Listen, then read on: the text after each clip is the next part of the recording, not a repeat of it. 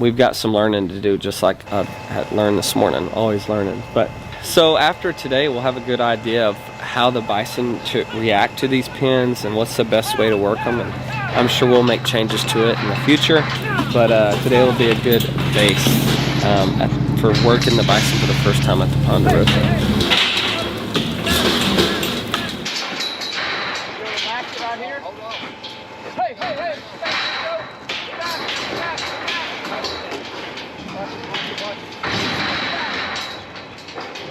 Got some freestanding panels put together, and we're working the Big Joe herd, which is, I've only got 9, and then the Dakota Pure calves, there's 11 of them, and Haas is included in that. I'm sure we'll make changes to it in the future, but today will be a good base for working the bison for the first time at the Ponderosa.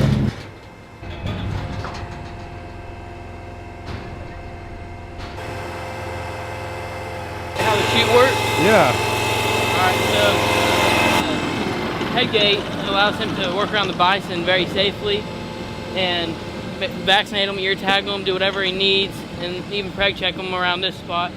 And then the second section is when we can get 1 or 2 in and we can squeeze them so they don't move around a lot, so that way they go in there easier. And then this is kind of like the backup spot where we can put the rest of them in there, and so that way they're all locked up and we can get them in and out of there safely. So, yeah. It almost took longer to set it up than it did to actually work the animals. His system is awesome, and he's ran hundreds of animals through there, and it worked out so good. And it really makes me want one of those systems, because not only did it go fast, because you trust the equipment, you trust the system, the hydraulics make it a lot easier, so you're not getting in there with the animal.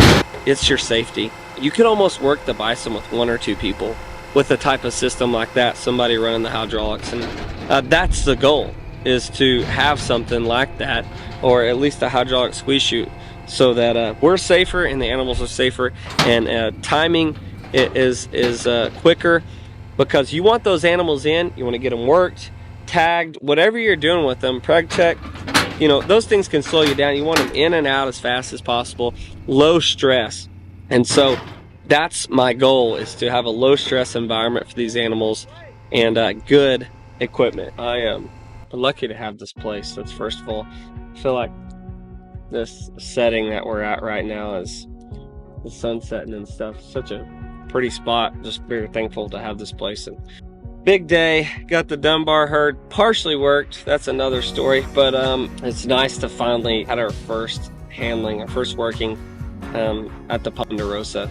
Little nerve-wracking doing it at a new place that we haven't done it before, and I thought it went really smooth.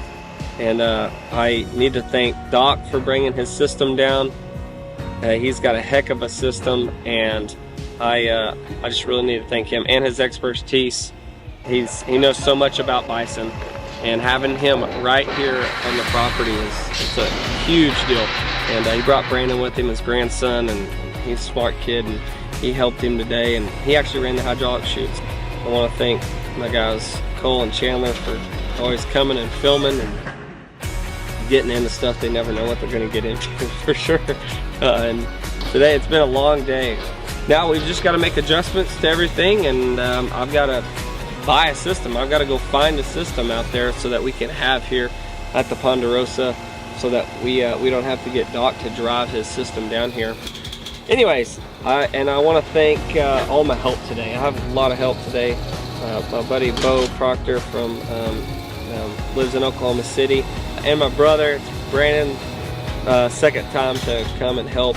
He worked, and Cole came up the day before and helped me get stuff prepared, and I always have too much going on. And Cole is becoming a ranch hand now. He's getting it. So Cole helped out, and a lot of the stuff that we do is like just say it's just ranching it. It really is. It's just, it got a little western this morning working some of the Dunbar animals and calves, dealing with crazy calves. These suckers are so fast and athletic. But it was a little bit of a rodeo. Bo got to get out there and chase some calves. I'm gonna sleep good tonight. Yeah, that's for sure. Sure, it's been a long day, but I really thank you guys for your help. And Kevin, he spends a lot of time with my Dunbar herd, and of course I'm always out here working with at the Ponderosa, getting it going. But now, after you work the animals, it doesn't stop. You learn and you grow, you fix things, but it doesn't stop. We're building fence. We're about to start a new project here, so it never really slows down. I get a little stressed out, you know, a week or a couple of days before we work the bison, because I just want everything to go good. But we've got a lot of exciting things that have just happened. Not only did we work the bison here for the first time, we got our Canadian calves from Wolverine Bison here, and that's a foundation herd for us, and that we're really excited about them with the Dakota Pure calves that we're mixing together. And like I said, it's a foundation herd. You've got all those females that is going to be set up for what we want to do here at the Ponderosa. And then we may bring cows over from the Dunbar herd eventually too, just because we have more grazing land and stuff. So I want to thank my wife too as well. We're about to cook dinner and hang out. She got all the food ready and stuff. She does all the weights. She writes all that down. She helps us get all that stuff set up.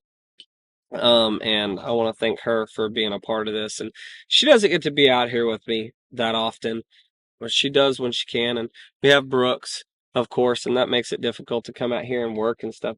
I wish she was out here more with me, but I want to thank her as well. And then I need to thank Daniel from Arms Family Homestead, my brother-in-law, of course. He's been doing this with me along with Kevin since the beginning. This is our 4th year of working the bison, and he's been there since the crazy first time we worked the bison. Didn't have a barn, didn't have a covering, and that was real wild.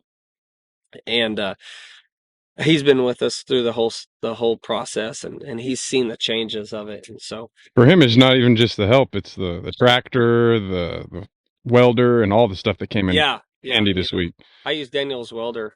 Like Kevin and I use that sucker probably 300 days. We have it with us probably 300 days out of the year than he has it. So yeah, thankful for Daniel as well coming, and he films and stuff too, and we're just happy he can help work the bison and stuff. And when you got guys that have spent time with those animals, it makes it a lot easier. And you can go back, and Daniel and I were in the National Park Service together, working together, and going out with those bison and hanging out with them in the National Park Service for the first time. We shared that moment together, and it's kind of cool that we still do that now with my bison. And so that's fun that, you know, we did that, and that's where my love for these animals started, was in the National Park Service here at the Chickasaw National Recreation Area here in Sulphur, my hometown. So if you haven't checked out Bison Clips yet, just Cross Timbers Bison Clips on YouTube. It's our second channel, backup channel, just to showcase some of the favorite moments and highlights from the past and the original ranch that Dusty and Kevin and Marissa have been working on for the past 4 years now, and kind of just condensing them into short form content and some little 3 to 5 minute clips for everybody that doesn't have 20-40 minutes to watch all the full videos. So if you don't have time, or if you've already seen some of those videos and you want to catch up on some stuff that you might have missed, don't forget to check those out at Cross Timbers Bison Clips. And then always in those clips, we've got it linked in the description to the full episodes on Dusty's main channel if you're more interested in that topic and you want to get the full episode.